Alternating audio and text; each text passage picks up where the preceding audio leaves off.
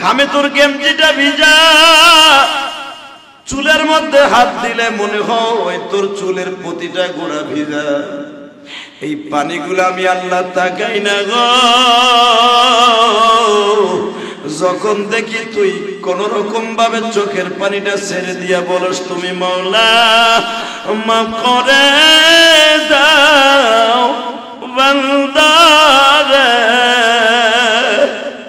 তুমি মাফ না করলে মাফ কে বলো করি।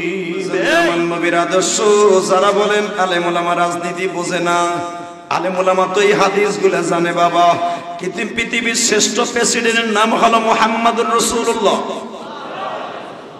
আমার নবী প্রেসিডেন্ট ছিলেন কি ছিলেন না? ইউসুফ নবী প্রেসিডেন্ট ছিলেন কি ছিলেন না? মুসা নবী প্রেসিডেন্ট ছিলেন কি ছিলেন না? জাতির পিতা ইব্রাহিম প্রেসিডেন্ট ছিলেন কি ছিলেন না?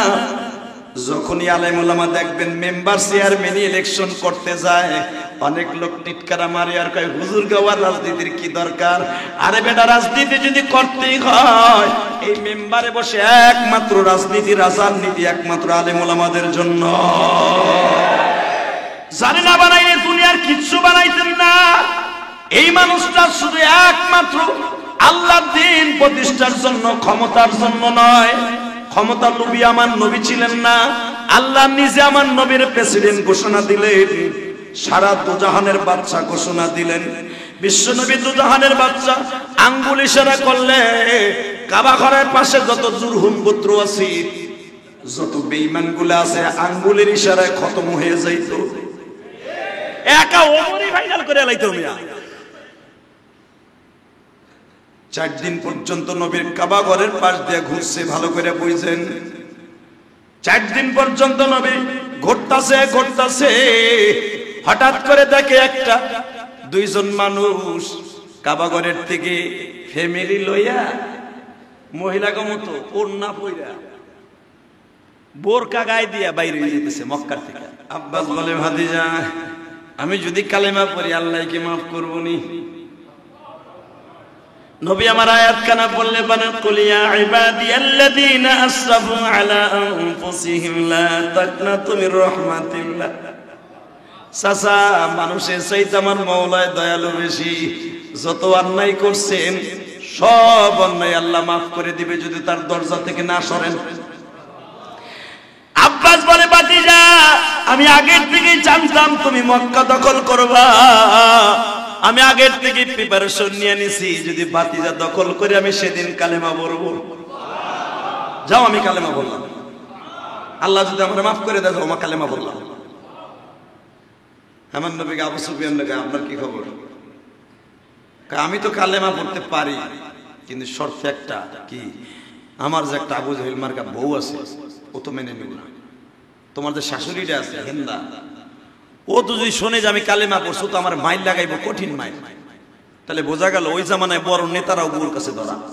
আবু সুফিয়ান মক্কার প্রেসিডেন্ট তখন, যার ইশারায় তখন মক্কা চলতো, মদিনা চলতো, সে বউর কাছে ধরা। সে কইতেছে আমি তো কালেমাটা পড়তে পারি ভাই জামাই বাবু, কিন্তু তোমার শাশুড়ি শুনলে তো আমার গড়াইব। আমার নবী বললেন, আমার শাশুড়ি আপনারা গড়াইব এই চিন্তায় আপনি কালেমা পড়বেন না, জাহান্নামেও তো আপনারা গড়াইব। আবু সুফিয়ান বলে, ঠিক আছে আমি একটু চিন্তা ভাবনা করে আহি। মারহাবা। নবী বলেন, মৌখিকভাবে কালেমাটা পড়ে যাবে, মৌখিকভাবে পড়ে যাবে। এই 4 দিন তো নেতাগিরি কম দেখেন নাই, ঘুরে ঘুরে দেখছেন, আর কোন রকম ভাবে মক্কায় থাকতে পারবেন না। বহুত মক্কার থেকে আমাকে তাড়াইছেন, এখন আপনাকে চলে যেতে হবে।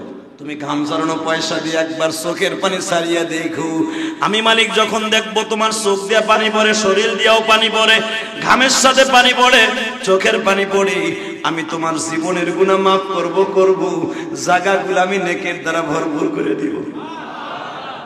বাজান এবার আমার দিকে তাকান। আবু সুফিয়ান আমার নবীর হাতটা ধরে বলে, আমি যদি কালেমা পড়ি তুমি আমারে মাফ করবা কিনা? আমার নবী বলে দিলেন, চাচা আমি আল্লাহর হস্তে মাফ করে দিলাম। আবু সুফিয়ান বলে, ভাতিজা কি? ঠিক আছে, আমিও কালেমা পড়ে নিলাম। কিন্তু আমার মনের মধ্যে যে বারবার কামড় খাইতেছে, কয় কি কামড়? সেই কামড়টার কথা আমি জীবনও বলতে পারবো না গো। তুমি যেদিন হিজরত করে মক্কা থেকে মদিনায় চলে যাবা, একমাত্র বড় শত্রু ছিলাম আমি। আমার নবী বলে, চাচাজি গোপনের খবর তো আমি জানি না, বলেন তো সে কি?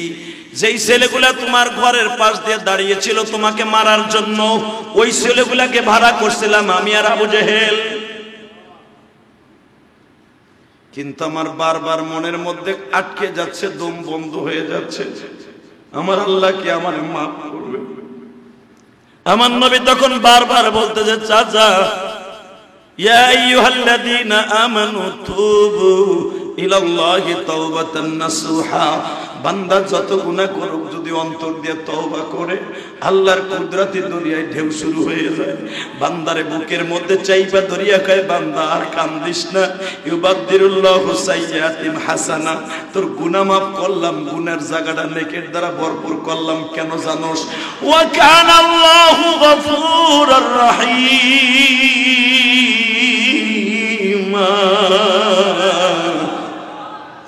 কেন আমার মতো গফফার, আমার মতো রহিম আর কেউ নেই। আবু সুফিয়ান কালেমা পড়িয়া বাবা চোখ মুছতে মুছতে বাইতে গেছে, যাই এই হোম মিনিস্টারের কাছে ধরা খায় গেছে। হোম মিনিস্টার বুঝেন না, বউ যা ভাবছে বেচারা তাই কপাল হইছে। বুখারীতে আছে, আবু সুফিয়ানের বিবি আবু সুফিয়ানের দাড়ি দইরা টাস টাস করে থাবড়াইতেছে।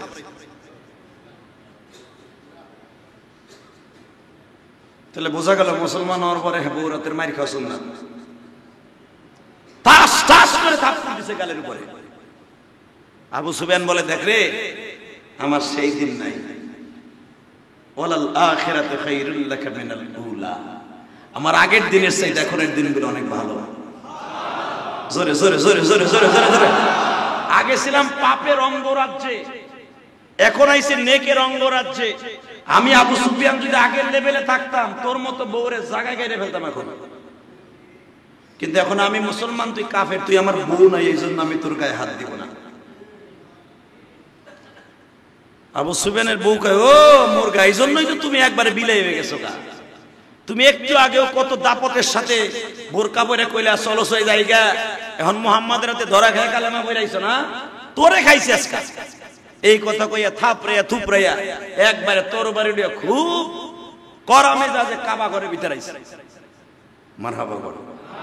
আজ এই নবীর সামনে তরবারি টান দিয়ে বের করে বলে, তুমি আমার কি জন্য উম্মে হাবিবা, আবি হাবিবা অর্থাৎ হাবিবার বাপ রে কি লেগে তুমি মুসলমান বানাইছো? আমার নবী বলে, আপনি একটু খেয়াল করে দেখেন, হেদায়েত আল্লাহ দেয়, আমি দেই না। আমার হাতে যদি হেদায়েত থাকতো, আমার চাচা আবু তালেব হেদায়েত দিত। এক কথায় খালাস।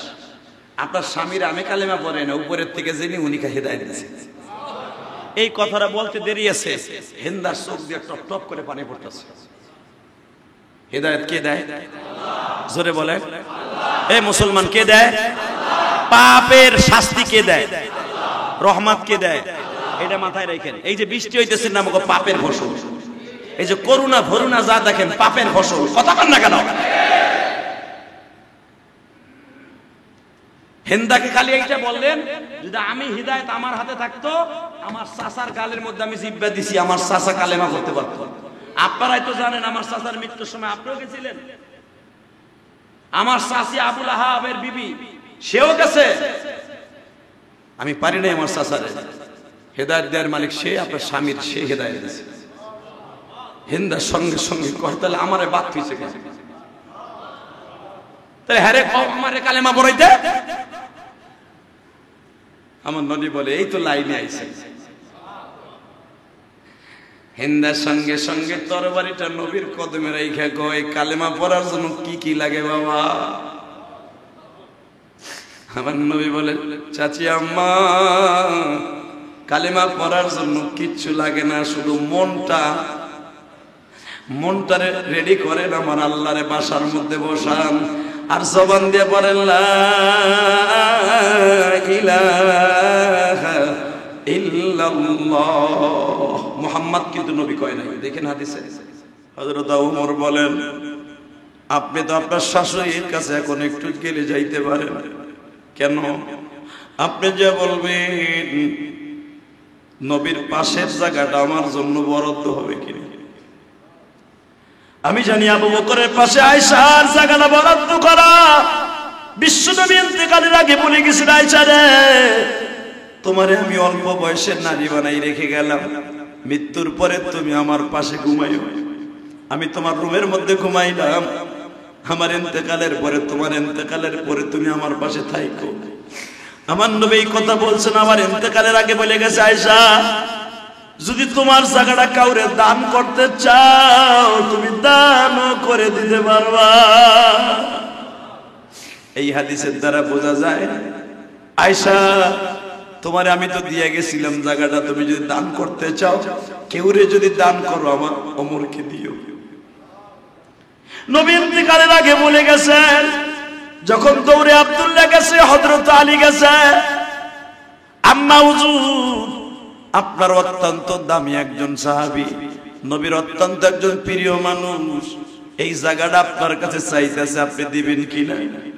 মা আয়েশা মনে মনে ভাবলেন, আমি একটু নবীর সাথে পরামর্শ করে দেখি। মনে রাখবেন মা আয়েশা যখনই চোখটা বন্ধ করতেন আমার নবীরে দেখতে পাইতেন।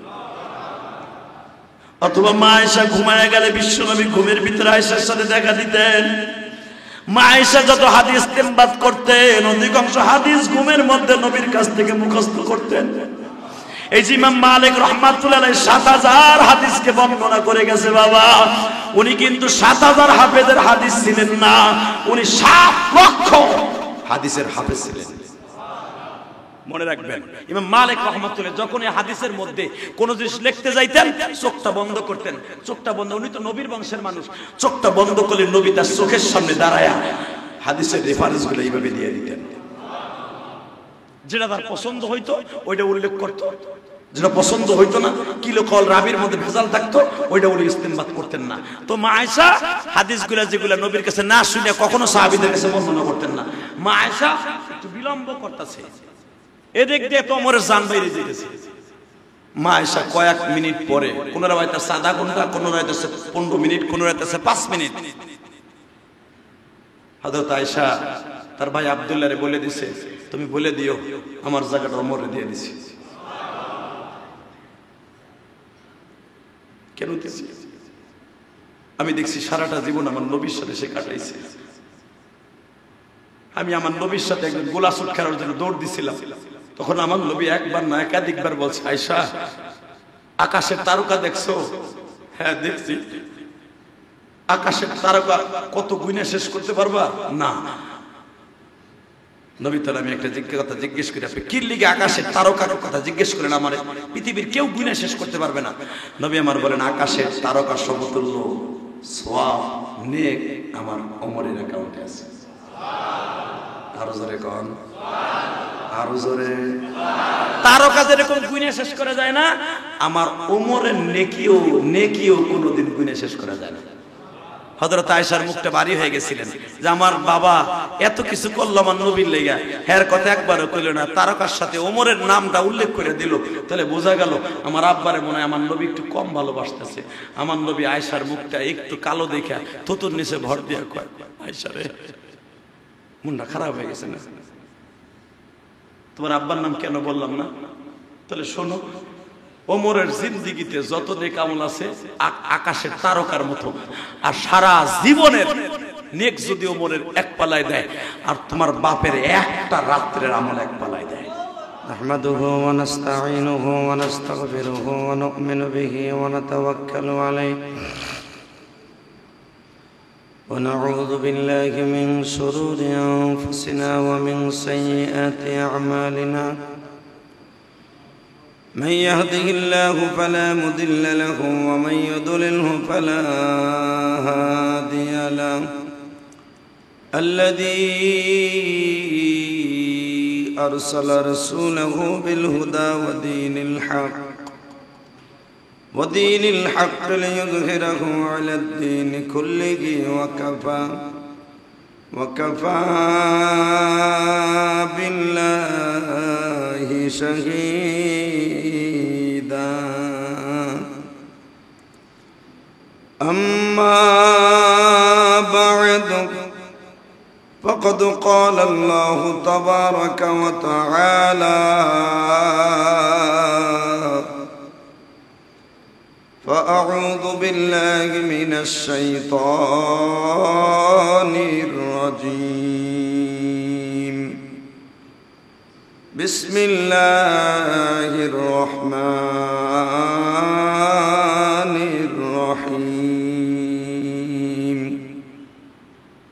قل جاء الحق وزهق الباطل إن الباطل كان زهوقا وقال الله تبارك وتعالى إن الله وملائكته يصلون على النبي يا أيها الذين آمنوا صلوا عليه وسلموا تسليما لا إله إلا الله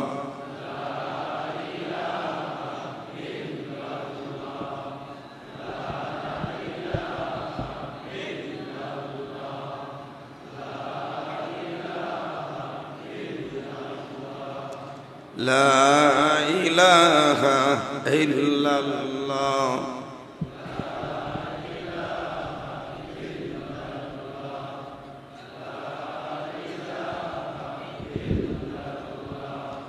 لا إله إلا الله لا إله لا إله إلا الله محمد رسول الله صلى الله عليه وسلم الله الله الله الله الله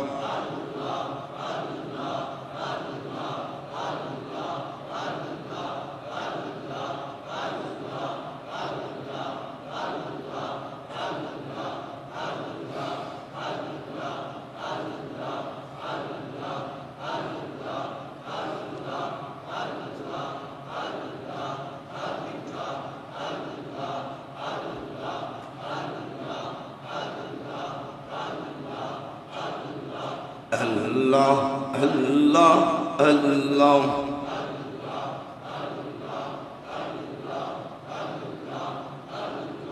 لا إله إلا الله محمد رسول الله আল্লাহর যাকিরিন শাকিরিন মুহিব্বিন মুবাল্লিগিন সম্মানিত মুসল্লিয়ান ইকরাম আজিজ তালাবা হযরত উলামা ইকরাম আল্লাহ পাকের কাছে হাজার শুকর এই তীব্র গরমের মধ্যেও আল্লাহ আমাদের সুস্থ রাখছেন আসলে আমি বাংলাদেশের ৬৪টা জেলায় আমি সফর করি আমি জানি কোন জেলার কি গরম বাংলাদেশে কিন্তু সব জেলায় একরকম গরম না কিছু কিছু জেলা আছে গরম কম কিছু কিছু জেলা আছে এত তাপ তার জ্বলন্ত প্রমাণ আপনারা দেখছেন পেপারে ফেসবুকে রৌদ্রের তাপে কড়াইতে ডিম ভাজা যায় সাধারণত এই দৃশ্যটা আমরা সৌদি আরবের জমিনে দেখছি কাতারে দেখছি কুয়েতে দেখছি সেটা এখন আমাদের বাংলাদেশ আল্লাহ আসলে এই গরমটা জাহান্নামের থেকে আসে তো আর ওই দেশের পরে আল্লাহর গজব বেশি হয় জাহান্নামের নিঃশ্বাস বেশি পড়ে যেই দেশে পাপের সংখ্যা বেশি বেড়ে যায় আল্লাহ যদি এখন আপনারা প্রশ্ন করেন সৌদি আরবের জমিনে কি পাপের আঁকড়া তাহলে সৌদি আরবে এত গরম কেন সৌদি আরবের গরম এটা শুধু আপনার আমার এই যুগে না আদম নবী থেকে শুরু হয়েছে আর সৌদি আরব যে পাপের আখড়া এটা আপনারা জানেন সবাই সৌদি আরবের পাপের আখড়া ছিল, আর এই জন্যই পৃথিবীর শ্রেষ্ঠ মানুষ ওই দেশে আল্লাহ পাঠাইছে। যেই দেশে বেশি বেতেড়ালো, সবচেয়ে বেশি পাপের আখড়া থাকছে, ওই দেশে আল্লাহ নবী পাঠাইছে। আমার দেশের মানুষ বেশি পাপের ভিতরে পড়ে না। আল্লাহর মেহেরবানি, এই জন্য দেখবেন এই দেশে কোনো নবী পাঠানো লাগে না। আল্লাহ ওলিদের দ্বারা এই দেশে ইসলাম কায়েম করছে। সুবহানাল্লাহ বলেন না? মিশরে দেখেন ৬,০০০ উপরে নবী জন্ম নিয়েছে, ১৩,০০০ উপরে মানুষ নবী, ১৩,০০০ উপরে নবী জন্ম নিয়েছে জর্ডানে। তাহলে বুঝে নেন জর্ডান কত পাপের অঙ্গরাজ্য ছিল। এরপরে যে দুবাইয়ের ভিতরে অন্তত ১৫০০ নবী জন্ম নিয়েছে। সুবহানাল্লাহ কইতে পারেন না? কাতারে ১ থেকে ১৫০ নবী জন্ম নিয়েছে। সৌদি আরবের জমিনে নবী জন্ম বেশি নেয় নাই, একজনই জন্ম নিয়েছে। কিন্তু সমস্ত নবীদের মাথা, সভাপতি, ইমামুল মুরসালিন। সুবহানাল্লাহ। যদিও এই দেশের নবী জন্ম নেয় নাই, নবী একজন জন্ম নিছে। ইতিহাসে পাওয়া যায় নবী জন্ম নিছে একজন, কিন্তু সমস্ত নবীদের সভাপতি তিনি জান্নাতে ঢোকার আগ পর্যন্ত কোন নবী জান্নাতে ঢুকবে না। আরো জোরে কন। ওনার উম্মাত গুলা জান্নাতে প্রবেশ করার আগ পর্যন্ত, একটু বাড়ান তো, এমনি গলা ভাঙ্গা মিয়া, আপনি আরো ভাঙ্গাবেন আজকে। আল্লাহ, এই গরমের মধ্যে ডেলি মাহফিল, কিছু করার নাই। আমি মাহফিলে যাই আর চিন্তা করি, কালকে এক মন্ত্রীর প্রোগ্রাম, আমি কালকে জিজ্ঞেস করছি মন্ত্রীর পিএস রে, ভাই আমরা তো গরম নাই, এই যে ঠাডা ভাঙ্গা রোদের ভিতরে ওয়াজ দিলেন, আপনারা তো শীতকালে পাই না, তো করবো খেলে, গরম কাছে ঠেলে লইছি। ওয়াজ করতে গেছি, 2-3টা ভ্যান চলতেছে পিছনে, ঘামাইয়া গেঞ্জি জামা লুঙ্গি সব দিচ্ছে, আর আমি তো স্টেজে লুঙ্গি পরে উঠি সাধারণত। আল্লাহর শুকর। কি মাইক কি সমস্যা? আওয়াজ নাই? বাড়ান।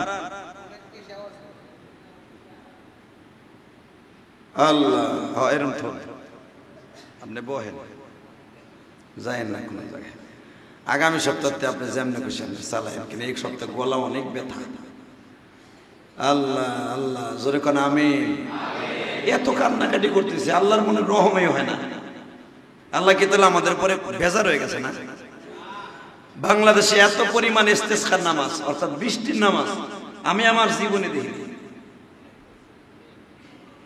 এত বড় বড় বজর করে নামাজ পড়তেছে, যারা জীবনে আমি শুনি নাই হুজুর কোনোদিন এইভাবে ইস্তেসকার নামাজ পড়ছে বৃষ্টির জন্য, কিন্তু এই বছর পড়তেছে। আল্লাহর দয়া হইতেছে না। তবে আমার আল্লাহ একটু বেশি বেশি চোখের পানি চাইতেছে, এটা বুঝছি। চোখের পানিটা আল্লাহ বেশি বেশি চাইতেছে। আসলে আমরা যারা টাউনে থাকি, এসির মধ্যে থাকি, ওই যে আমার কেশিয়ারি হ্যাঁ আসার আগে কয় এসির থেকে বাইরে বাসাতে আইছে, হ্যাঁ অফিসেও দেখলাম এসি, হ্যাঁ বাড়িতেও এসি, এই রাস্তায় যদি পারতো তাও মনে এসি লাগাইতে বেড়ায়। এসির থেকে বাইরে আসছে আলহামদুলিল্লাহ, আল্লাহর শুকর। মসজিদ আইয়া হয়েছে। তো আমরা তো মোটামুটি এসিতে চলি, গাড়িতে এসি, বাড়িতে এসি, অফিসে এসি, মসজিদে এসি। যেখানে টিনের মসজিদ, ওয়াল হলো, ওয়াল কি জানেন? শুনলে আশ্চর্য হবে, টিনের। তো সে আলো এমনি গরম, আরো পায় তাপ। বলেন জোহরের রক্তে জুমার নামাজ তো আর আসর রক্তে পড়া যাবে না? যাবে? বলেন তো বাবা, তারা কত কষ্ট করে পড়তেছে। আল্লাহ রে, তুমি শান্তির ব্যবস্থা করে দাও আল্লাহ। তুমি ছাড়া কেউ পারবো না জাহান্নামের নিঃশ্বাসকে বন্ধ করতে। কারণ জাহান্নাম যখন নিঃশ্বাস ছাড়ে তখন গরমের তীব্রতা বেড়ে যায়। আবার যখন নিঃশ্বাস টান দেয়, আবার 6 মাস ঠান্ডায় উপলব্ধি করি আমরা, হয়তো জাহান্নামের আঘাতটা বেশি হয়ে গেছে। মেরে ভাই, দোস্ত, বুজুর্গ, আমাদের চোখের পানি যখন বেশি পড়বে, বৃষ্টির পানিও ঝরবে। চোখের পানি বেশি পড়া ছাড়া মনে হয় না আমার আল্লাহ এত সহজে আমাকে ছেড়ে দিবেন।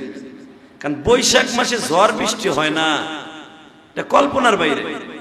ঠিক না? হ্যাঁ, বৈশাখ জ্যৈষ্ঠ মাসে গরম হয়, ভাদ্র মাসে গরম হয়, কিন্তু এত গরম যে ডিম ভাজা যায় রৌদ্রের তাপ দিয়া, এটা কল্পনার বাইরে। আল্লাহ আপনি একটু রহম করেন না আল্লাহ। আজকে সারা বাংলাদেশের সব মসজিদেই আলোচনাই হবে, দোয়াও হবে, আমরা মাহফিলে নামাজে সবসময় দোয়া করতেছি, কিন্তু আল্লাহ যদি বেজার হয়ে যায়, একটু একটু দেহে আমার বান্দা কান্নাকাটি করুক। আর সবচেয়ে একটা জিনিস প্লাস পয়েন্ট মনে রাখবেন, উম্মতি মুহাম্মাদি আল্লাহরে খুশি করার লাগে বেশি পানি লাগে না। আলহামদুলিল্লাহ বল, 2 ফোঁটা পানি হলে যথেষ্ট। সেই পানিটা পানির মতোই তৈরি। আমি আপনাকে এক্সাম্পল দিয়ে বোঝাই, পানি কিন্তু শরীরের অনেক জায়গাতে বের হয়, কথা কোন লাগে ভাঙ্গে কোন লাগবো, পানি অনেক জায়গাতে বের হয়, ঘামের সাথে বের হয়, পশমের গুঁড়া দিয়া পানি বের হয়, পায়খানা প্রস্রাবের রাস্তা দিয়া পানি বের হয়, নাক দিয়া পানি বের হয়, আর এক জায়গা দিয়া, কোন দিক দিয়া, চোখেটা পরে কই, আর এক জায়গা দিয়েও চোখ পানি পড়ে, কান দিয়েও পানি পড়ে, অনেকে পড়ে না। আবার কিছু কিছু পানি আছে ডাক্তার সিরিজ দিয়েও টাইনা বের করে, এটা আপনার শরীরের দূষিত পানি।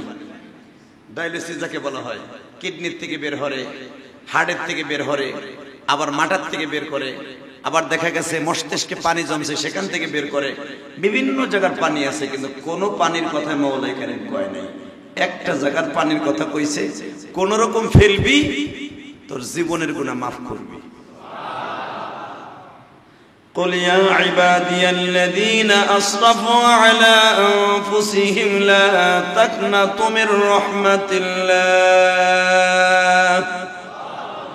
إلا من تاب وآمن وعمل عملا صالحا يبدل الله سيئاتهم حسنات وكان الله غفورا رحيما।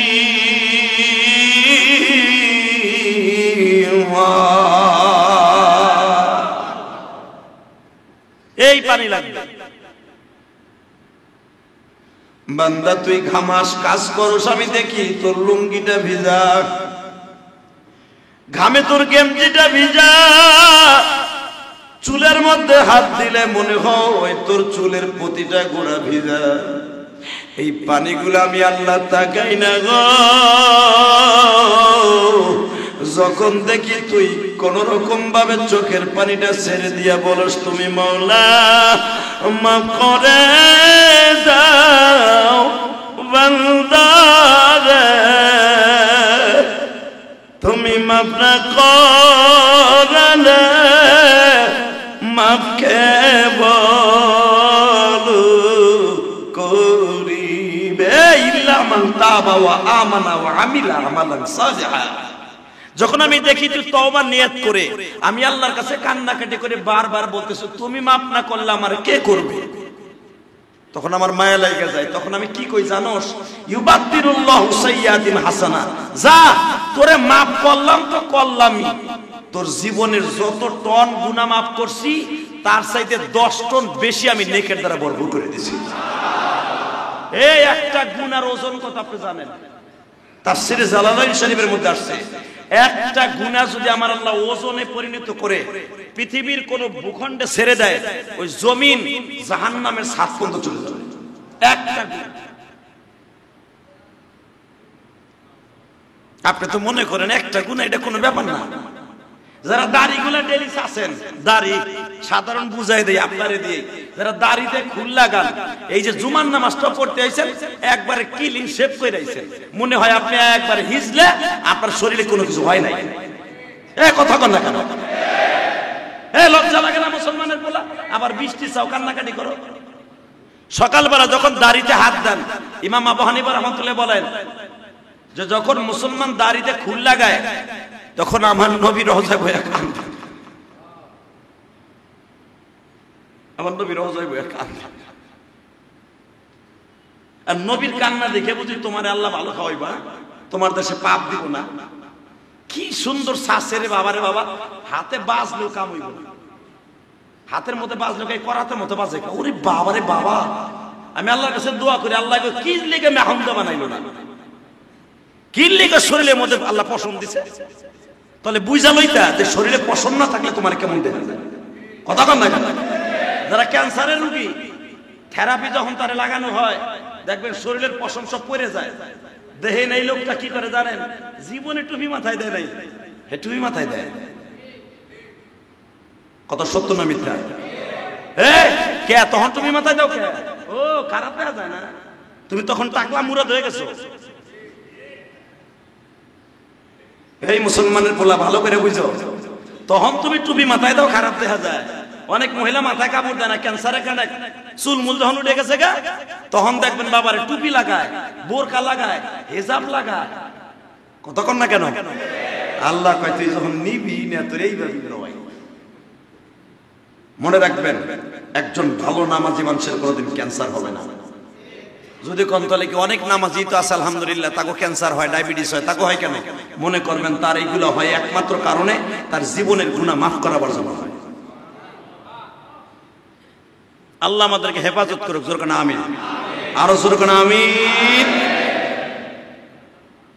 তাহলে আমার বিশ্বনবী বলেন আমার উম্মতের বেশি পানি লাগবে না, আমার উম্মতে একবার আল্লাহরে ডাক দিবে, ইউবাদদিলুল্লাহু সাইয়্যাতিম হাসানা, তার জীবনের গুনাহ মাফ করে দিয়া যেই জায়গাটা আল্লাহ মাফ করবে ওই জায়গাটা নেকের দ্বারা আবার ভরপুর করে দিবে। আল্লাহ জায়গা খালি রাখবে না। তাহলে আমি না কইছিলাম উম্মতে মুহাম্মাদের বেশি পানি লাগে না, 2 ফোঁটা পানি হলে যথেষ্ট, তাই না?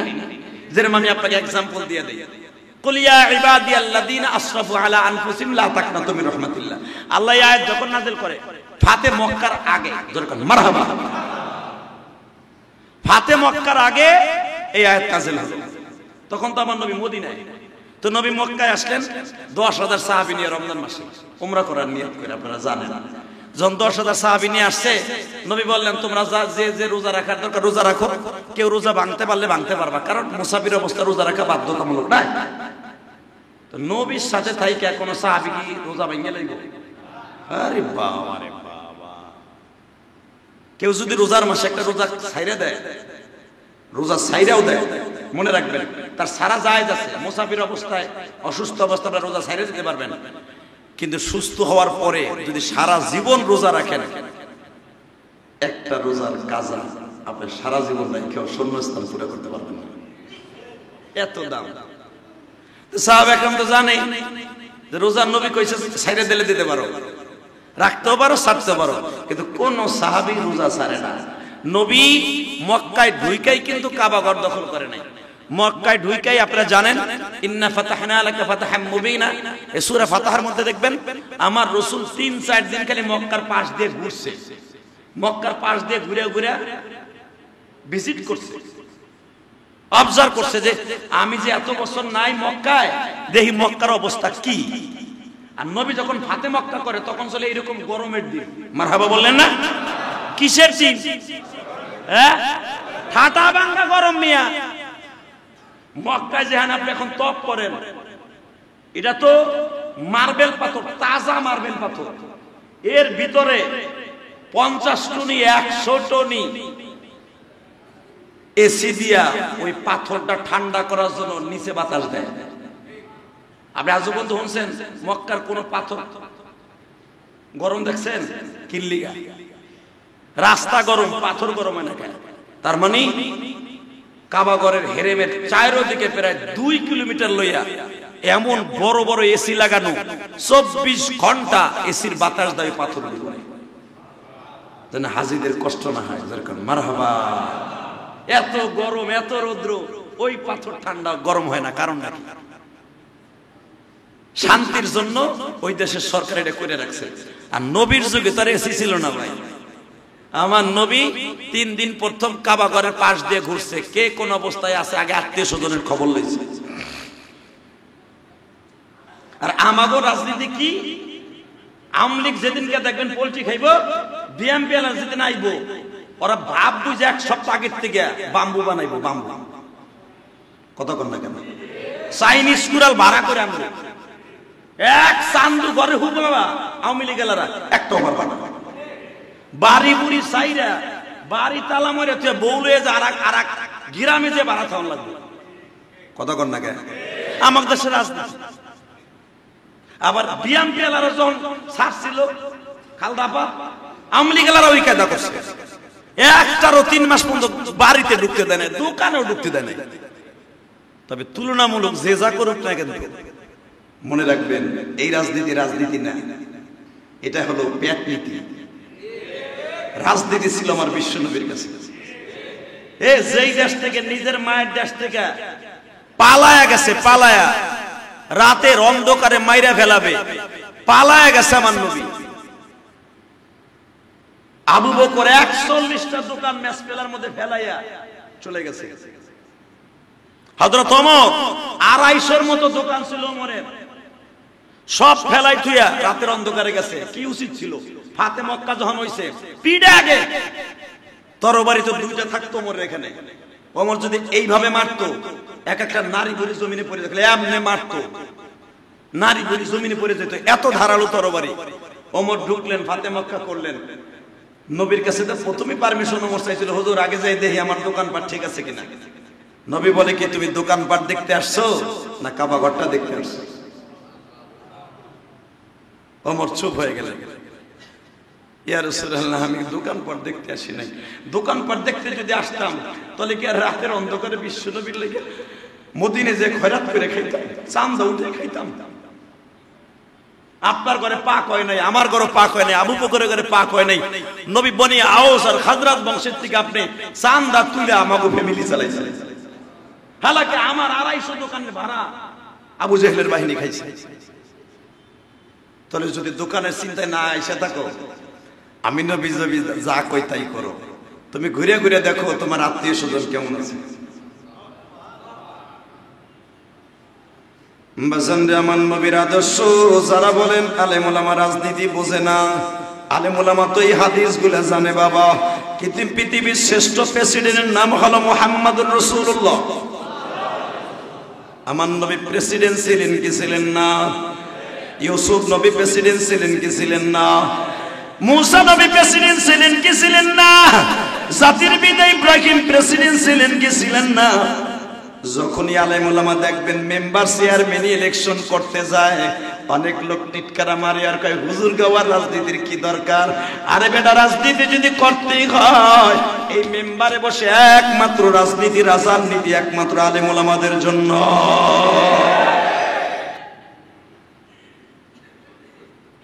জানে না বানাইলে দুনিয়ার কিচ্ছু বানাইতেন না। এই মানুষটা শুধু একমাত্র আল্লাহর দ্বীন প্রতিষ্ঠার জন্য, ক্ষমতার জন্য নয়। ক্ষমতা লোভী আমার নবী ছিলেন না। আল্লাহ নিজে আমার নবীর প্রেসিডেন্ট ঘোষণা দিলেন, সারা দুজাহানের বাদশা ঘোষণা দিলেন। বিশ্বনবী দুজাহানের বাদশা। আঙ্গুল ইশারা করলে কাবা ঘরের পাশে যত জুরহুম পুত্র আছে, যত বেঈমান গুলো আছে, আঙ্গুলের ইশারায় খতম হয়ে যাইত। একা ওমরই ফাইনাল করে লাইতো মিয়া। 4 দিন পর্যন্ত নবীর কাবা ঘরের পাশ দিয়ে ঘুরছে, ভালো করে বুঝছেন। 4 দিন পর্যন্ত নবী ঘুরতাছে ঘুরতাছে, হঠাৎ করে দেখে একটা 2জন মানুষ কাবা ঘরের থেকে ফ্যামিলি লইয়া, মহিলাকে মতো ওড়না পইরা বোরকা গায়ে দিয়া বাইরে যেতেছে মক্কার থেকে। তখন তো মক্কার থেকে বাইরে আবার রাস্তা একটাই ছিল। এখন তো বিভিন্ন রাস্তা হয়েছে, বিভিন্ন রোড হয়েছে, ইব্রাহিম খলিল রোড হয়েছে, হিজরা রোড হয়েছে, আঞ্জুম রোড হয়েছে, ওমর রোড হয়েছে, ফাহাদ রোড হয়েছে, আব্দুল আজিজ রোড হয়েছে, অন্তত 13-14টা রোড হয়েছে মক্কায়। এখন পাহাড় কাইটা করছে, কিন্তু তখন রোড আসছিল একটাই, সেটা হলো ইব্রাহিম খলিল রোড। আবু বকরের পিছনের, আবু বকরের বাড়ির পিছনের দিক দিয়ে এইটা ছিল রোড। আর যেটা মসজিদে জেল, মসজিদে ফাতাহ যেটাকে বলা হয়, যেখানে নবী প্রথম ঘাঁটি কাটছিলেন বিজয় করার সময়, এখানে রাস্তা ছিলেন না, এখানে ছিল, তাফসীরের সমস্ত কিতাবে আসছে, এখানে ছিল একটা সুরঙ্গ রাস্তা, একজন মানুষ যাইতে পারতো, তাও পাহাড় ঘুরে ঘুরে, রোড ছিল না। তো আমার নবী ওই সুরঙ্গ পথ দিয়ে আইসা দেখতেছে যে পালায়া 2টা নেতা যায়। আমার নবী হযরত আনাস ইবনে মালিক হুজুরে খাদেম রে কয়, দেখো তো এই দুই লোকটা কে? আনাস ইবনে মালিক বলে, হুজুর আমি তো মদিনার সাহাবী, আমি চিনবো না। বিষ্ণু বলে, হ্যাঁ হ্যাঁ হ্যাঁ তুমি চিনবা না? হ্যাঁ। আলী কইরে, ইয়া রাসূলুল্লাহ দেখো তো এই দুইটা লোক কোন নামুরি দিয়ে কে কে যায়? যায় দেখে আর কেউ না, আবু সুফিয়ান আর আব্বাস। হুজুরের চাচা আব্বাস আর হুজুরের শ্বশুর আবু সুফিয়ান, দোনোজনই তো আমার নবীর আত্মীয়। কথা কন না কেন? আবু সুফিয়ানের মেয়ে উম্মে হাবিবার আমার নবী বিয়ে করছে শ্বশুর। এদিক দিয়ে হুজুরের আপন চাচা আব্বাস, এই দুইজন ঘন্টা টাইনা যাইতেছে মহিলাদের মতো, এইভাবে পালাই যাইতেছে। আমার নবী খপ করে দুইটারে ধরছে। কই যান নেতারা? আমি আজকেও তাফসীরে দেখলাম, কই যান? আব্বাস আর এক দিকছে, কয় আমি ভাবি নাই যে তুমি হুট করে আইসা এই কামটা করবা। আমি তো জানতাম তোমার প্রত্যেকটা যুদ্ধের পটভূমি হলো আগে ইত্তেলা দাও, সিঁড়ি পাঠাও, তারপরে যুদ্ধ হয়। তুমি যে মক্কা দখল করবা এটা আমি বুঝতে পারি নাই। আমার নবী চোখের পানি ছেড়ে দেবে, চাচা তলে কি আমি জুলুম করলাম? না, তুমি তো জুলুম করার লোক না।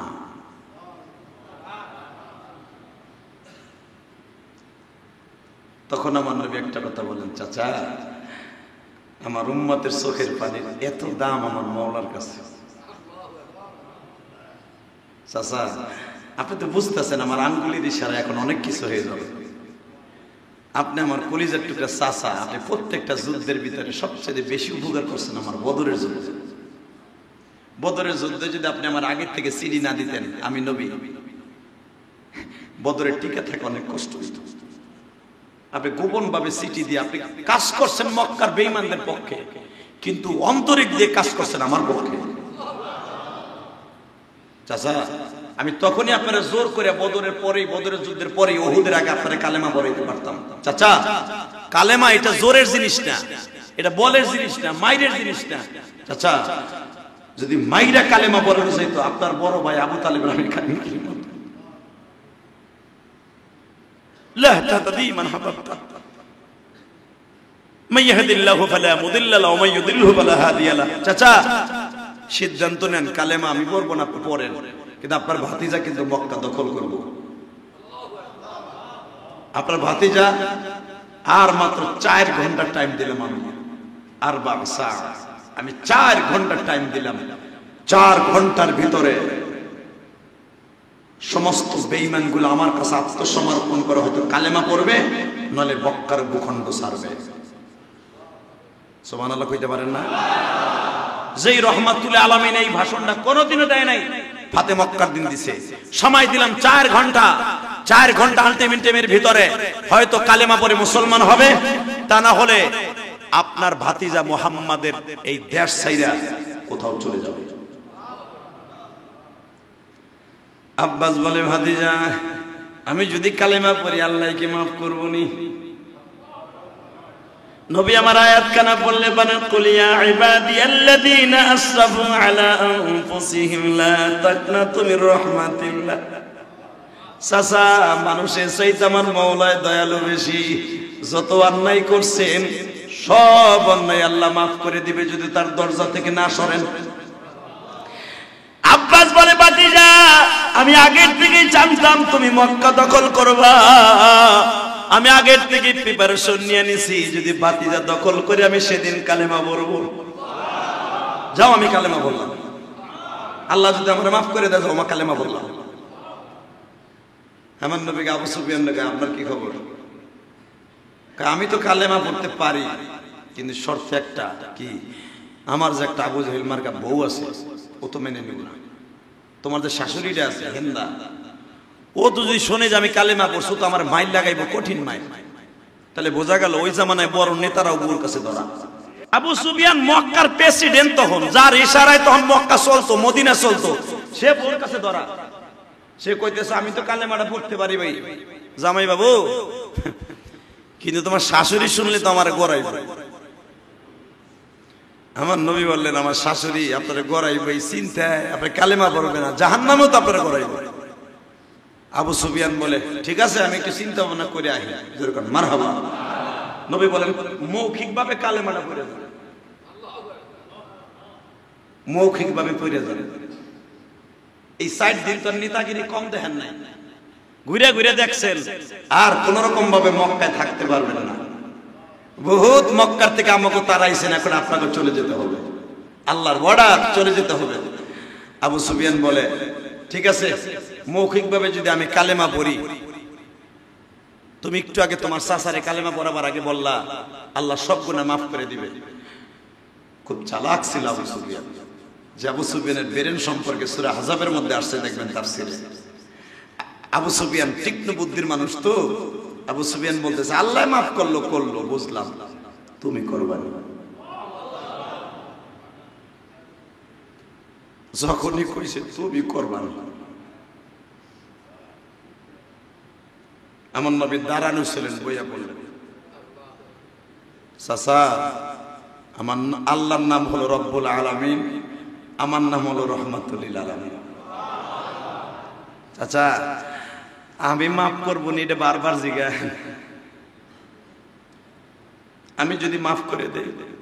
আবু সুফিয়ান বলে, আমার বিশ্বাস হয় না, কারণ এই যে মাত্র কয়েক বছর আগে খন্দকের যুদ্ধটা পুরা নেতৃত্ব দিছি আমি, বদরের যুদ্ধটা সংগঠিত হয়েছে আমার কারণে। আমি যদি মদিনায় না যাইতাম ব্যবসা করার জন্য, তুমি এইরকম বদরের যুদ্ধে যাইতা না। এখানে শেষ না, উহুদের যুদ্ধে তোমার দাঁত ভাঙছে আমার পোলা। মারহাবা বললেন না? উহুদের যুদ্ধে আমার ছেলে খালেদ বিন ওলীদ, আমারই রক্ত, সে তোমার দাঁত ভাঙছে। এগুলো সব আমার ছেলে, এগুলো আমি পালছি টাকা দিয়া, বেতন দিয়া। এখানেই শেষ না, আবু জেহেলের ছেলে ইকরামা, সেও তো আমার ছেলে, তারে তো আমি টাকা দিয়ে পালছি। সে তোমার এমন মাইট দিছে উহুদের যুদ্ধে, এগুলো সব আমার নিজের টাকায় এই যুদ্ধগুলো সংগঠিত হয়েছে। আমার মন কয় না তুমি আমার মাফ করবা। বাজান রে, এখন চোখের পানি ছাড়বে না। আমি না বলছিলাম বৃষ্টির জন্য মাত্র 2 ফোঁটা পানি দরকার। আমার নবীজি বললেন, আমার উম্মতের 2 ফোঁটা পানির এত দাম গো,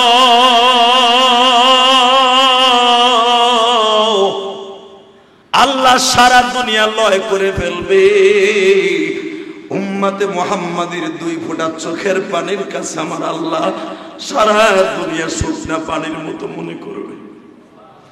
এই যে ফিলিস্তিনি মা বোনরা যে ডেলি কান্দে, ঠিক মতো খাওয়ান পায় না, পরন পায় না, মনে রাখবেন এদের চোখের পানি আইসোক আর কালকে কথা বলবে।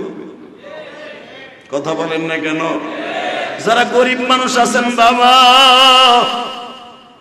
ওই বড় লোকের 5 তলার দিকে না তাকাইয়া, সিট দিকে না তাকাইয়া, নিজের ঘামের দিকে তাকাইয়া বললেন, মালিক রে তুমি যেভাবে রাখছো আলহামদুলিল্লাহ।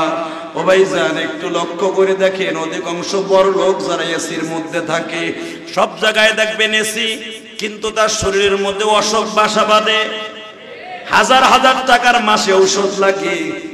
আর তুমি রিক্সা চালাও সারাদিন, 5 টাকার ঔষধও লাগে না। কথা কন না কে?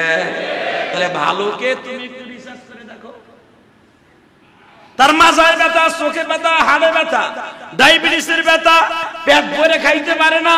আর সারাদিন আমি দেখি 60 বছরের একটা বাবাজি রিক্সার প্যাডেল মারতাছে, ঘাম ঝরতাছে। আল্লাহর বান্দার ঔষধ খাইতে হবে এমন কোনো টেনশনই নাই। কথা কন না কে?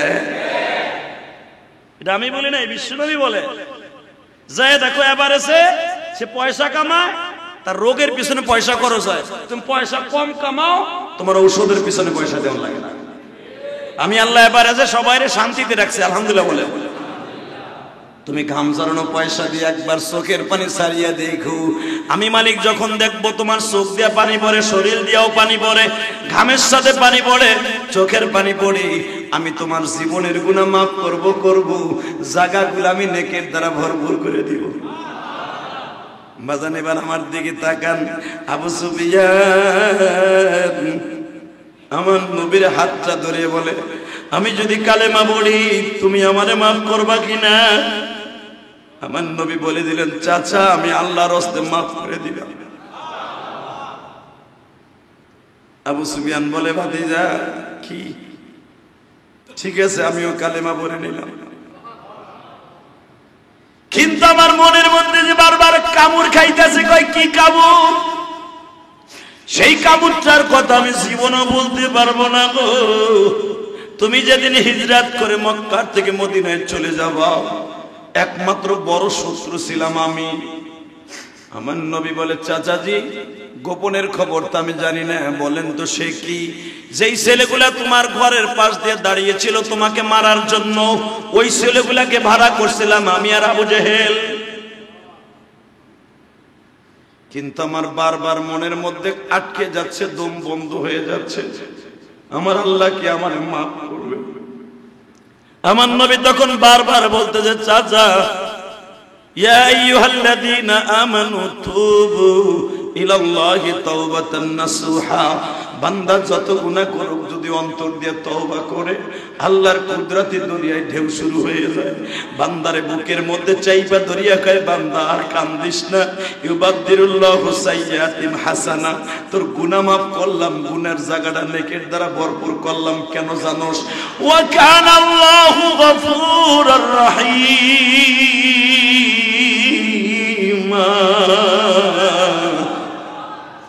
কেন আমার মতো গফফার, আমার মতো রহিম আর কেউ নেই। আবু সুফিয়ান কালেমা পড়িয়া বাবা চোখ মুছতে মুছতে বাইতে গেছে, যাই এই হোম মিনিস্টারের কাছে ধরা খায় গেছে। হোম মিনিস্টার বুঝেন না, বউ যা ভাবছে বেচারা তাই কপাল হইছে। বুখারীতে আসছে, আবু সুফিয়ানের বিবি আবু সুফিয়ানের দাড়ি দইরা টাস টাস করে থাবড়াইতেছে।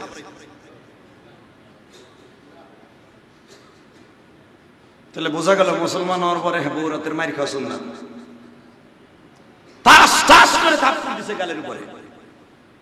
আবু সুফিয়ান বলে, দেখ রে, আমার সেই দিন নাই, ওয়ালাল আখিরাতু খায়রুল লাকা মিনাল উলা, আমার আগের দিনের চাইতে এখনের দিনগুলো অনেক ভালো। জোরে জোরে জোরে জোরে জোরে জোরে জোরে। আগে ছিলাম পাপের অঙ্গরাজ্যে, এখন আইছে নেকের অঙ্গরাজ্যে। আমি আবু সুফিয়ান যদি আগের লেভেলে থাকতাম, তোর মতো বউরে জায়গায় গাইরে ফেলতাম এখন। কিন্তু এখন আমি মুসলমান, তুই কাফের, তুই আমার বউ নাই, এই জন্য আমি তোর গায়ে হাত দিব না। আবু সুফিয়ানের বউ কয়, ও মোর গায়ে, এই জন্যই তো তুমি একবারে বিলাই হয়ে গেছো গা। তুমি একটু আগেও কত দাপটের সাথে বোরকা পরে কইলা চলো সই জায়গা, এখন মুহাম্মাদের হাতে ধরা খায় কালেমা পড়াইছো না, তোরে খাইছে আজকে। এই কথা কইয়া থাপড়াইয়া থুপড়াইয়া একবারে তরবারি দিয়ে খুব করমে যাজে কাবা ঘরে ভিতরে আইছে। মারহাবা বলো। আজ এই নবীর সামনে তরবারি টান দিয়ে বের করে বলে, তুমি আমার কি জন্য উম্মে হাবিবা, আবি হাবিবা অর্থাৎ হাবিবার বাপ রে কি লেগে তুমি মুসলমান বানাইছো? আমার নবী বলে, আপনি একটু খেয়াল করে দেখেন, হেদায়েত আল্লাহ দেয়, আমি দেই না। আমার হাতে যদি হেদায়েত থাকতো, আমার চাচা আবু তালেব হেদায়েত দিত। এক কথায় খালাস। আপনার স্বামীর আমি কালেমা পড়ে না, উপরের থেকে জেনে উনি হেদায়েত দিয়েছে। এই কথাটা বলতে দেরি আছে, হিন্দার চোখ দিয়ে টপ টপ করে পানি পড়তেছে। হেদায়েত কে দেয়? জোরে বলে। এই মুসলমান কে দেয়? পাপের শাস্তি কে দেয়? রহমত কে দেয়? এটা মাথায় রাখেন। এই যে বৃষ্টি হইতেছে না, আমাকে পাপের ফসল। এই যে করুণা ভরুণা যা দেখেন, পাপের ফসল। কথা বল না কেন? হিন্দাকে খালি এইটা বললেন, যদি আমি হিদায়েত আমার হাতে থাকতো, আমার চাচার গালের মধ্যে আমি জিব্বা দিছি, আমার চাচা কালেমা করতে পারতো। আপনারাই তো জানেন, আমার চাচার মৃত্যুর সময় আপনিও গেছিলেন। আমার চাচি আবুল আহাবের বিবি, সেও গেছে। আমি পারি নাই আমার চাচারে। হেদায়েত দেওয়ার মালিক সে, আপনার স্বামীর সে হেদায়েত দিয়েছে। হিন্দার সঙ্গে সঙ্গে কয়, তাহলে আমারে বাদ হইছে কেন? তাহলে হ্যারে আমারে কালেমা পড়াইতে। আমার নবী বলে, এই তো লাইনে আইছে। হিন্দার সঙ্গে সঙ্গে তরবারিটা নবীর কদমে রাইখা কয়, কালেমা পড়ার জন্য কি কি লাগে বাবা? আমার নবী বলে, চাচি আম্মা, কালেমা পড়ার জন্য কিচ্ছু লাগে না, শুধু মনটারে রেডি করেন, আমার আল্লাহরে বাসার মধ্যে বসান, আর জবান দিয়ে পড়েন লা ইলাহা ইল্লাল্লাহ। মুহাম্মদ কিন্তু নবী কয় নাই, দেখেন হাদিসে। তাসদিক বিল জিনান, আমল বিল আরকান, ইকরার বিল লিসান, এই তিনটার নাম কালেমা। মারহাবা বলতে পারেন না? আপনি মুখ দিয়ে বললেন আমি কালেমা পড়ছি, মুসলমানের পোলা, আমলের ভিতরে ঠস ঠস, কোরআন বিরোধী, আল্লাহ বিরোধী, নবী বিরোধী কথা কন। বাংলাদেশে ফরিদপুরের জমিনে আল্লামা শামসুল হক ফরিদপুরের জমিনে মন্দিরের ভিতরে পিটাইয়া 3টা মুসলমান মাইরে ফেললো। সেখানে বিজিবি দিয়া হিন্দুদেরকে রক্ষা করা হচ্ছে। কথা বলেন না কেন? কত বড় সাহস! গত 2 দিন আগে জয় শ্রীরাম বলে 80 থেকে 70টা মোটরসাইকেল চট্টগ্রামের শহর দিয়া টহল দেয়, কয় জয় শ্রীরাম, একটা একটা মুসলিম দল ধৈর্য ধৈর্য জবাই কয়। মনের কষ্টগুলো শুধু একটা কথা মনে রাখবেন, একটা কথা মনে রাখবেন, বাংলাদেশ কারো বাবার আওলাদ করা জমি নয়। বাংলাদেশ 30 লক্ষ শহীদের বিনিময়ে এই দেশ। এর ভিতরে হিন্দু, বৌদ্ধ, খ্রিস্টান এবং মুসলমান সবচেয়ে বেশি এই দেশ স্বাধীন করতে গিয়ে রক্ত দিয়েছে। আমি বলবো না শুধু মুসলমান মরছে মুক্তিযোদ্ধায়, হিন্দু ভদ্রলোকেরাও মরেছে, খ্রিস্টানরাও মরেছে, কিন্তু আমরা কারো ধর্মের পর আক্রমণ করি না। আমার মুসলমান ভাইদেরকে নাটক সাজাইয়া কেন ফরিদপুরের জমিনে তাদেরকে ধরে নিয়া মন্দিরের ভিতরে নাটক সাজাইয়া মন্দির ভাঙছে হিন্দু একটা ছেলে, সে তদন্তে ধরা খাইলো, ভিডিও ফুটেজে ধরা খাইলো হিন্দু ছেলে মন্দির ভাঙছে। সেখানে মুসলমানের ধৈর্য আইনা জোর করে নাটক সাজাইয়া জায়গায় পিটাইয়া মেরে ফেললো। এটা কোন ধর্মে আছে? কথা বলেন না কেন? যদি এই মায়ের গুলো আমরা মারতাম, আমাকে মসজিদের ভিতরে ফেলাইয়া কোনো হিন্দুরে, বাংলাদেশে সব বন্ধ হয়ে যেত। কথা বলেন না কেন? কোন হিন্দু 3 জনের ধৈর্য আইনা যদি মসজিদের ভিতরে, এই বাইতুস সুজুদ মসজিদে যদি, বাজার এখানে অনেক দোকানদার আছে হিন্দুরা, ধৈর্য আইনা যদি কইতো তুই আমার মসজিদের টেন্ডেসটা নষ্ট করছ, মসজিদের ফ্যান চুরি করছ, পিটা, যদি এটা করতাম দেখতেন সারা বাংলাদেশ অচল হয়ে যেত। কথা বলেন না কেন? আমি মাননীয় সরকারকে বলবো, আমি জানি আমার মতো তেলাচড়ার কথা কোনো কাম হইব না, শুধু আমি বলবো যেই কাজটা তারা করেছে অতি তাড়াতাড়ি তাদের বিচারের আওতায় আনেন। তা না হলে দেখবেন এই মন্দিরে ফেলায় মুসলমান 3 জনের পিড়ায় মারছে। আরে আপনারা দেখছেন ভিডিও ফুটেছে, আরে কলই যেমনে পিড়ায়, আমাকে ফরিদপুরে কলই হয়, কলই, মশুরি, খেসারি, তারপরে ওই যে মহিলার যে পিড়ায় যেমনে পিড়ায় না কলই, ঠিক কলই পিড়ারের মতো পিড়াইয়া এই 3টা মুসলমানদের মারছে। আপনি বলেন এটা যারাই করুক, যে ধর্মই করুক, আমার ধর্মে যদি এইভাবে মারে তাদেরকে আপনি বিচারের আওতায় আনবেন। অতি তাড়াতাড়ি আমরা মুসলমান ভাইদের পাশে, আমি মাননীয় প্রধানমন্ত্রীকে বলবো, স্বরাষ্ট্রমন্ত্রীকে বলবো, পররাষ্ট্রমন্ত্রীকে বলবো, আপনারা মুসলমান, মুসলমানের পক্ষ থেকে নয়, আপনি মানবিক দৃষ্টিকোণ থেকে সঠিক বিচার করে এদেরকে বিচারের আওতায় আনা হোক। তা না হলে বাংলাদেশে দাঙ্গা বেজে যাবে, বাংলাদেশে একটা অঘটন ঘটে যাবে। কারণ বাংলাদেশ কারো কথায় চলে না, বাংলাদেশ একমাত্র আল্লাহর হুকুমে চলে। আমরা সরকারকে অনেক ভালোবাসি, মানে প্রধানমন্ত্রী আছেন অনেক বিচক্ষণ মহিলা, অনেক ভালো মানুষ, এমপি মন্ত্রীগুলো অনেক ভালো বিচক্ষণ, যেই মন্ত্রীগুলো এখন আছে বর্তমান সংসদে সবাই মাশাআল্লাহ চৌকান্না। এটা অতি তাড়াতাড়ি তদন্ত করা হোক। এই কাজটা কারা করেছে এই তদন্ত করে তাদের বিচারের আওতায়, মিন্নি হত্যার বিচার যেরকম হয়েছে, আরো বিচার যাদের হয়েছে, রাজাকারদের বিচার হয়েছে, এদেরকে তাড়াতাড়ি বিচারের আওতায় আনা হোক। তা না হলে এই দেশে দাঙ্গা অনেক বেজে যাবে, কেউ ফিরাইতে পারবে না, প্রতিশোধের দাবানল জ্বলতে থাকবে। আপনি মনে রাখবেন, আমার মতো না ওটাই আলেমের কথা কিছু কোনো কিছু মনে হবে না আপনাদের, কিন্তু যখন একটা বাইজা যাবে তখন বুঝবেন কি হয়েছে। শুধু আপনাদের খেদমতে আরজ করতে চাই, বিশ্বনবীর রাজনীতি এটা নয়। বিশ্বনবী আবু সুফিয়ানকে যদি কইতেন বহুত জ্বালাইছো আমারে, তোর নিজের নেতৃত্বে আমার বাড়িঘর জ্বালাইছো, আবু বকরের বাড়িঘর জ্বালাইছো, ওমরের দোকানগুলা তোরা তছতছ করে দিছো, দখল করে নিছো, এখন তোরে আমি টুকরা টুকরা করব, আমার নবী পারতো কি পারতো না? এই হেন্দা যাইয়া তার স্বামীরে থাপড়াইছে, তার স্বামী যাইয়া স্ত্রীকে মারতে পারতো না? এটা তো মুসলমানের কাজ না। আমরা সভ্যতা জানি, আমরা আইন কোনোদিন হাতে নেই না, যারা আইন হাতে নিছে তাদের বিচার করেন। কথা কন না কেন? মুসলমান আগে কেউ মারে না, মাইরা আক্রান্ত হলে তখন আর কেউ ছাড়ে না। এটা আমার নবীর অ্যাকশন। তো দেখেন আমি বুঝাই দিই, আজকে আপনি ভাবেন না আমি কোন হাদিস থেকে বাইরে বলছি। হেন্দা কালেমা বললেন, হেন্দার বান্ধবী কালেমা বললেন, যে ছিল মক্কার সবচেয়ে বড় লেডিস ফার্স্ট। হেন্দার বান্ধবী আকলিমা, আলহামদুলিল্লাহ বলতে পারলেন না? আমার নবীর শাশুড়ির বান্ধবী কি হয়? হেও তো শাশুড়ি। আকলিমা যখন কালেমা বললেন, এরা দুইজনই, এক দুইজন না, 4000 মহিলাকে কালেমা পড়েছে, তাও 1 ঘন্টার ভিতরে। যদি কেমনে দুইজনকে পড়াই দিছে কালেমা, ওরা দাওয়াত শুরু করছে। 4 ঘন্টা নবী মুহাম্মদ টাইম দিছে, 4 ঘন্টার ভিতরে কালেমা পড়বি না মক্কা ছাড়বি।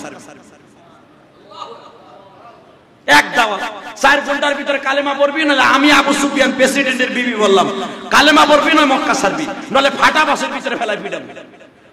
তো হেন্দা সে এক তো প্রেসিডেন্টের মাইয়া, প্রেসিডেন্টের বউ, প্রেসিডেন্টের মা, হ্যাঁ ফ্যামিলিটাই প্রেসিডেন্ট। সে যখন ডাক দিছে কালেমা পড়বি না ফাটা বাসের মধ্যে ফেলাই পিটাম। এখন মক্কা মুহাম্মাদের হাতে। নবীর কানে এই খবরটা গেল যে মহিলারা যারা দাওয়াত দিতেছে ফাটা বাসের মধ্যে ফেলে পিডামু, কালেমা না পড়লে না 4 ঘন্টার ভিতরে মক্কা ছাড়বি, নাহলে কালেমা পড়বি। এই কথা যখন বলছে, এখন আমার নবীর মাইন্ডে লেগে গেছে যে এই কথাগুলো কেমন হইলো।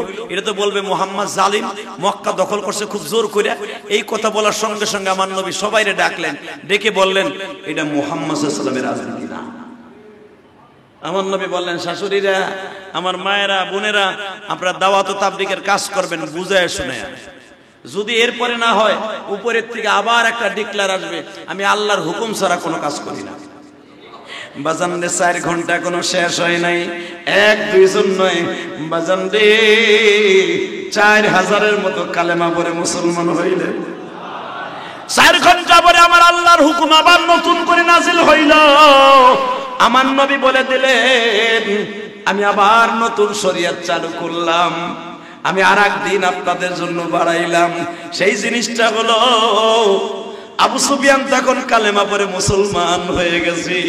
আবু সুফিয়ানের বাড়ি যাইও যদি আপনারা সাহায্য তলব করেন, মাফ করে দিবেন। অথবা কাবা ঘরের মধ্যে যদি কেউ আশ্রয় নেন, যদি আপনি কাফের, আমি আপনারে মাফ করে দিব। শুধু তাই নয়, কোনো মহিলা পুরুষের গায়ে হাত দেওয়া হবে না। আমি আরো 1 দিন বাড়ায় দিলাম। 1 দিনের ভিতরে বাবা দেখা গেল আরো কয়েক হাজার মুসলমান হয়ে গেল। যখন আমার নবী দেখলেন আমি 10,000 নিয়ে আসছি, আরো প্রায় 7,000-এর মতো কালেমা হলো। তাহলে 10 আর 7 কত?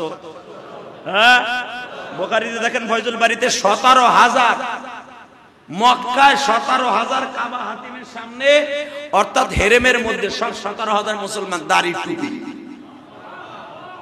নবীজি তখন ইচ্ছা করতেন মক্কায় যে বাড়িগুলো আছে কাফেরদের, এগুলো কি দখল করতে পারতেন না? করেন নাই, করেন নাই। আমার নবী হযরত ওমরকে বললেন, ওমর তুমি কি তোমার এই যে 250 দোকান এটা দখল করবা? হযরত আবু বকর তুমি কি তোমার 40টা দোকান নিবা না মদিনায় ফিরে যাইবা? আবু বকর বললেন, আমার নবী যেই জায়গা যাবে আমিও সেই জায়গায় যাব। ওমর বললেন, আমি তো দোকান নিতে আসি নাই, আমি তো আমার নবীর সাথে আসছি, নবী যেখানে যাবে আমি সেখানে যাব। এই জন্যই তো দেখবেন 2 জন বন্ধু আমার নবীর 2 জন মাঝখানে পায়ের কাছে শোয়া। এই 2 জন নবীর পায়ের কাছে শোয়া। নবীর বাম পায়ের কাছে আবু বকর, আবু বকরের বাম পায়ের কাছে হযরত ওমর। এই 2 বন্ধুকে নিয়ে কিয়ামতের মাঠে নবী উঠবেন। জোরে বলেন আলহামদুলিল্লাহ। আপনাদের জানা আছে হযরত ওমরের লাশ কিন্তু নবীর রওজার পাশে দেওয়ার কথা ছিল না। হযরত ওমর ইন্তেকালের আগে মাত্র 1 ঘন্টা আগে এখানে ওমর কেমন ভাবে আক্রমণ করছে, ওমরের নারী বুড়িগুলা মসজিদে নববীর মাটিতে পড়ে রয়েছে, এমন ভাবে পিছনের দিকে আক্রমণ করছে যে বল্লমের আঘাতে, আর পেট তো আপনারা জানেন নারীটা থাকে আগলা, মানে কয়েকটা চামড়ার ভিতরে আবৃত। এই নারীগুলি যখন পিছনের দিকে বল্লম দিয়ে আঘাত করছে, একটা টান দিছে, নারী গুলিগুলো জমিনে মসজিদে নববীর মধ্যে ওই জায়নামাজের উপরে পড়ে গেছে। কারণ ওমর তো নামাজরত অবস্থায় তার আক্রমণ করছে, নামাজের ভিতরে ওমরকে আক্রমণ করছে, জায়নামাজের উপরেই ওমরের নারী গুলিগুলো পড়ে গেছে। ওমর বাম হাত দিয়ে নারী গুলিকে এইভাবে ধইরা পাগড়ি দিয়ে, 1 হাত দিয়ে পেঁচ দিয়া নামাজ শেষ করছে, ইশারায় নামাজ শেষ করছে। নামাজ সারে না, নামাজ শেষ করে হযরত ওমর ভাবে কাইতে পড়ে গেছে। বাইরে যে আব্দুল্লাহরে ডাক দিছে, ইয়া আব্দুল্লাহ তাআল। হ্যাঁ, আব্দুল্লাহ আসছে, এসে জিজ্ঞাসা করতেছে, আব্বা আপনার এই কাম কি করছে, আমার এই কাম কি করছে, ওইটা বাদ দে, তাড়াতাড়ি করে তুই হযরত আলীর ডাইকে নিয়ে আয়, উসমান গনির ডাইকে নিয়ে আয়, কারা তার নবীর আহলে বায়াত, এরা নবীর জামাই। হযরত আলী তো নামাজের জন্য রেডি হইয়া বসে নাই, এই করছে, দৌড়ে বলে আমি আসি, বলেন খলিফাতুল মুসলিমিন আপনি বলেন। হযরত ওমর বলেন আপনি তো আপনার শাশুড়ির কাছে এখন একটু গেলে যাইতে পারেন, কেন? আপনি যে বলবেন নবীর পাশের জায়গাটা আমার জন্য বরাদ্দ হবে কিনা। আমি জানি আবু বকরের পাশে আয়েশার জায়গাটা বরাদ্দ করা। বিশ্বনবী ইন্তেকালের আগে বলে গেছেন, আয়েশা রে তোমারে আমি অল্প বয়সের নারী বানাই রেখে গেলাম, মৃত্যুর পরে তুমি আমার পাশে ঘুমাইও। আমি তোমার রুমের মধ্যে ঘুমাইলাম, আমার ইন্তেকালের পরে, তোমার ইন্তেকালের পরে তুমি আমার পাশে থাইকো। আমার নবী এই কথা বলছেন আমার ইন্তেকালের আগে বলে গেছে, আয়েশা যদি তোমার জায়গাটা কাউরে দান করতে চাও তুমি দানও করে দিতে পারবা। এই হাদিসের দ্বারা বোঝা যায় আয়েশা তোমারে আমি তো দিয়ে গেছিলাম জায়গাটা, তুমি যদি দান করতে চাও, কেউরে যদি দান করো আমার ওমরকে দিও। নবী ইন্তেকালের আগে বলে গেছেন, যখন দৌড়ে আব্দুল্লাহ গেছে, হযরত আলী গেছে, আম্মা হুজুর আপনার অত্যন্ত দামি একজন সাহাবী, নবীর অত্যন্ত একজন প্রিয় মানুষ, এই জায়গাটা আপনার কাছে চাইতেছে, আপনি দিবেন কিনা? মা আয়েশা মনে মনে ভাবলেন আমি একটু নবীর সাথে পরামর্শ করে দেখি। মনে রাখবেন মা আয়েশা যখনই চোখটা বন্ধ করতেন আমার নবীরে দেখতে পাইতেন, অথবা মা আয়েশা ঘুমায় গেলে বিশ্বনবী ঘুমের ভিতরে আয়েশার সাথে দেখা দিতেন। মা আয়েশা যত হাদিস ইস্তেমবাদ করতেন, অধিকাংশ হাদিস ঘুমের মধ্যে নবীর কাছ থেকে মুখস্থ করতেন। এই যে ইমাম মালিক রাহমাতুল্লাহ আলাইহি ৭০০০ হাদিসকে বর্ণনা করে গেছে বাবা, উনি কিন্তু ৭০০০ হাফেজের হাদিস ছিলেন না, উনি ৭ লক্ষ হাদিসের হাফেজ ছিলেন। মনে রাখবেন ইমাম মালিক রাহমাতুল্লাহ যখন এই হাদিসের মধ্যে কোন জিনিস লিখতে যাইতেন চোখটা বন্ধ করতেন, চোখটা বন্ধ, উনি তো নবীর বংশের মানুষ, চোখটা বন্ধ করলে নবী তার চোখের সামনে দাঁড়ায়া হাদিসের রেফারেন্সগুলো এইভাবে দিয়ে দিতেন। যেটা তার পছন্দ হইতো ওইটা উল্লেখ করতো, যেটা পছন্দ হইতো না কিলো কল রাবির মধ্যে ভেজাল থাকতো ওইটা উনি ইস্তেমবাদ করতেন না। তো মা আয়েশা হাদিসগুলো যেগুলো নবীর কাছে না শুনে কখনো সাহাবীদের কাছে বর্ণনা করতেন না। মা আয়েশা একটু বিলম্ব করতেছে, এদিক দিয়ে তো ওমরের জান বাইরে যেতেছে। মা আয়েশা কয়েক মিনিট পরে, কোন রাইতাছে আধা ঘন্টা, কোন রাইতাছে 15 মিনিট, কোন রাইতাছে 5 মিনিট, হযরত আয়েশা তার ভাই আব্দুল্লাহরে বলে দিছে তুমি বলে দিও আমার জায়গাটা ওমরে দিয়ে দিছি। কেন দিছি? আমি দেখছি সারাটা জীবন আমার নবীর সাথে সে কাটাইছে। আমি আমার নবীর সাথে একজন গোলাসুট খেলার জন্য দৌড় দিছিলাম, তখন আমার নবী একবার না একাধিকবার বলছে আয়েশা আকাশের তারকা দেখছো? হ্যাঁ দেখছি। আকাশের তারকা কত গুণে শেষ করতে পারবা? না। নবী তাআলা আমি একটা কথা জিজ্ঞেস করি, আপনি কি লিগে আকাশের তারকার কথা জিজ্ঞেস করেন? আমার পৃথিবীর কেউ গুণে শেষ করতে পারবে না। নবী আমার বলেন আকাশের তারকা সমতুল্য সওয়াব নেক আমার ওমরের অ্যাকাউন্টে আছে। আরো জোরে কোন, আরো জোরে। তারকা যেরকম গুণে শেষ করা যায় না, আমার ওমরের নেকিও কোনোদিন গুণে শেষ করা যায় না। হযরত আয়েশার মুখটা ভারী হয়ে গেছিলেন যে আমার বাবা এত কিছু করলো আমার নবীর লেগা, হের কথা একবারও কইল না, তারকার সাথে ওমরের নামটা উল্লেখ করে দিল, তাহলে বোঝা গেল আমার আব্বারে মনে হয় আমার নবী একটু কম ভালোবাসতেছে। আমার নবী আয়েশার মুখটা একটু কালো দেখা থুতুর নিচে ভর দিয়া কয় আয়েশা রে মনটা খারাপ হয়ে গেছে না, তোমার আব্বার নাম কেন বললাম না? তাহলে শোনো, ওমরের জিন্দেগিতে যত নেক আমল আছে আকাশের তারকার মতো, আর সারা জীবনের নেক যদি ওমরের এক পালায় দেয়, আর তোমার বাপের একটা রাত্রের আমল এক পালায় দেয়, তোমার বাবার নেকের একটা আমলের শূন্যস্থান পুরো হবে না। মা আয়েশা মুস্কি মুস্কি হাইসা দিয়ে একসঙ্গে কান্দে। মহিলারা তো বাপরে অনেক ভালোবাসে, কান্দে আর কয় এই কথা ডাকে কইলেন না কেন? আমার বাবা আমার আব্বা হিজরাতের রাত্রে আমাকে ছেড়ে না, আমার মায়ের ছেড়ে না, আমার ভাইকে ছেড়ে না, আমার দাদা পয়সা রয়েছে তারাও চিনে না, আমার দাদি পয়সা রয়েছে তারাও চিনে না। আমার দাদা উইটা উইটা দেখে আমার বাপ আমার মোহাম্মদের সাথে যায় কিনা। আমার বাপ কোল বালিশে খেতার নিচে দিয়া খেতা ঠিক করে দিয়া রাতের অন্ধকারে পালাই আমার জমির সাথে যায়। আয়সা ওই যে কোল বালিশ দিয়া যে আমার সাথে হিজরত করছিল না, ওই রাতটাই হলো হযরত ওমরের জিন্দেগির সব আমলগুলা এক জায়গায় দিলে, জিন্দেগি সব আমলগুলো এক জায়গায় দিলে ওই রাতের শূন্যস্থান পুরো হবে না। মেরে ভাই দোস্ত বুজুর্গ, গরমের মধ্যে আর ওয়াজ না, এটা ওয়াজের মঞ্চ না। আমি জানি আপনারা অনেক কষ্ট করে আসছেন জুমা পড়তে, আপনাকে দুইটা পাও ধরে বলে গেলাম চোখের পানি ছাড়া বৃষ্টি আইব না, চোখের পানি ছাড়া বৃষ্টি আইব না। চোখের পানি ঠিক মতো ফেলান, নামাজের মধ্যে ফেলান, বৃষ্টি আইব, ঠান্ডা হয়ে যাবে। শুধু আপনার আমার ঘরে এসি আছে, গাড়িতে এসি আছে, অফিসে এসি আছে বিদে আপনারা পয়সা দিয়েছি তা না। সারা দুনিয়ার উম্মতের কথা চিন্তা কইরা, সারা বাংলাদেশের উম্মতের কথা চিন্তা কইরা আপনি অন্তত আল্লাহর কাছে একটু কানবেন, আল্লাহ শান্তির বৃষ্টির ব্যবস্থা করে দেন, মাওলাই কারীম খুশি হয়ে আমাদের বৃষ্টির ব্যবস্থা করে দিবেন। বলেন ইনশাআল্লাহ। ইনশাআল্লাহ। অন্তত মোনাজাতের আগে হাত দুটা উঠাইয়া, ইস্তেসকার নামাজের নিয়ম হলো বৃষ্টির জন্য নামাজ হলো এইভাবে হাত উবুর করে রাখতে হবে। উবুর কেমনে রাখতে হয়? আমরা তো নামাজ পড়বো না আজকে, শুধু হাতটার এইভাবে দিয়া, জুমারটা দিন চোখের পানি পড়ছে আমি দেখছি, জুমার দিন এইভাবে হাতটা উঠাইয়া আল্লাহর একটা ডাক দেন তো, মসজিদের ভিতরে দেন একটা ডাক দেন, আল্লাহকে ডাক দেন, দেন একটা ডাক দেন, দেন আল্লাহকে একটা ডাক দেন, একটা ডাক দেন আল্লাহকে, একটা মধুর সুরে ডাক দেন তো, আল্লাহকে একটা ডাক দেন তো, আল্লাহরে একটা ডাক দেন তো, দেই ডাক দেন তো মধুর সুরে, চোখের পানিতে আল্লাহকে একটা ডাক দেন তো।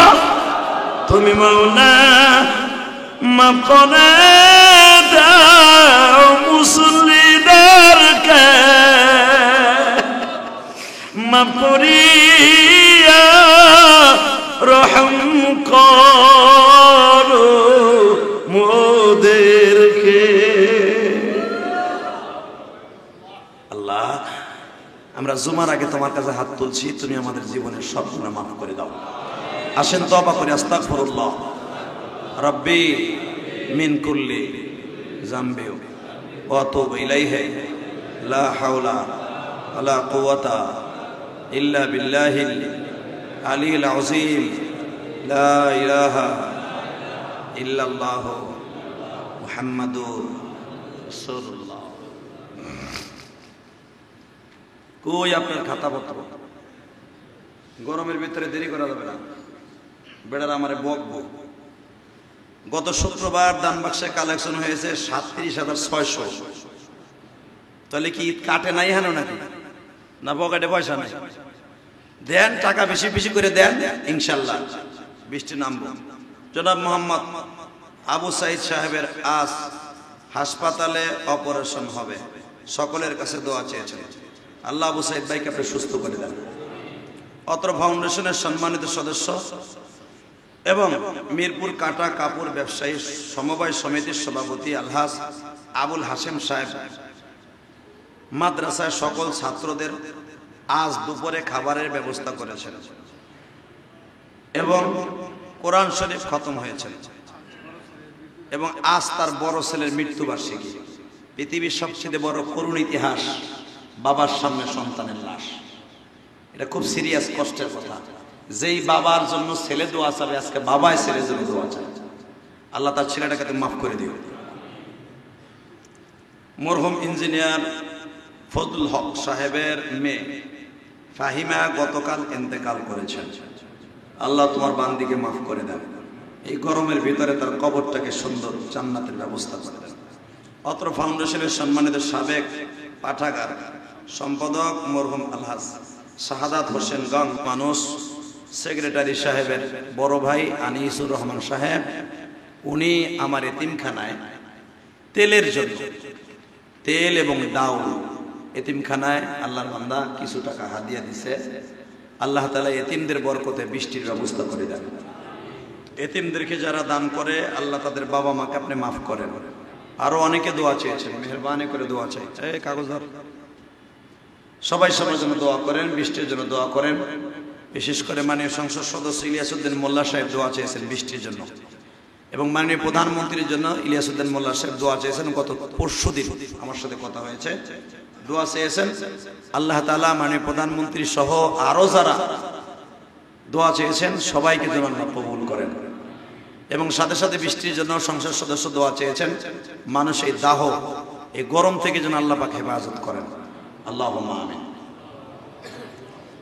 ربنا ظلمنا أنفسنا وإن لم تغفر لنا وترحمنا لنكونن من الخاسرين.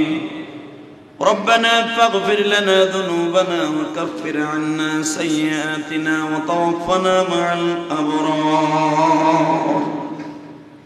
ربنا فاغفر لنا ذنوبنا وكفر عنا سيئاتنا وتوفنا مع الأبرار. রব্বুল আলামিন, এই নাপাক হাত দিয়া হাত তুললে জানি তোমার ভালো লাগে না।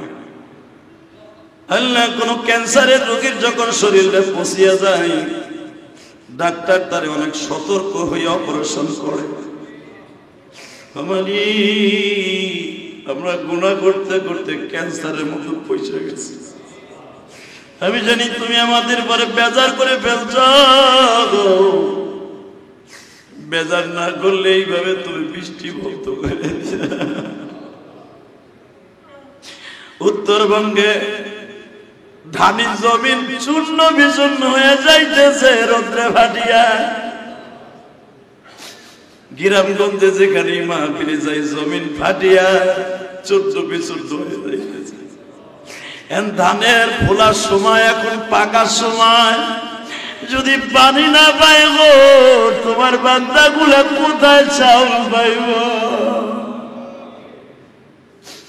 আল্লাহ, তুমি কসম দিয়ে আমাদের ধান চাউলগুলো নষ্ট করে দিও না। রব্বুল আলামিন,